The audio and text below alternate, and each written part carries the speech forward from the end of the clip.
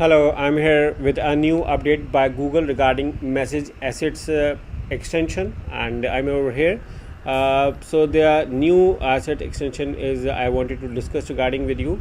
For instance, before you used to create your ads on Google, for instance, an ad like this previously, the only option you had was through the WhatsApp connection, and you can only link WhatsApp through the message assets in the Google Ads. However, with the you can see over here, there's someone get the message and then they will be prompt to move to WhatsApp. However, the recent update has now increased the previously it was WhatsApp or SMS number. Now they have also included Facebook Messenger and Zalo as well in the message assets extension. So if you are using message assets as a part of your Google Ads policies, you have a good news, and you can use this as well along in your assets to utilize your business. Good luck.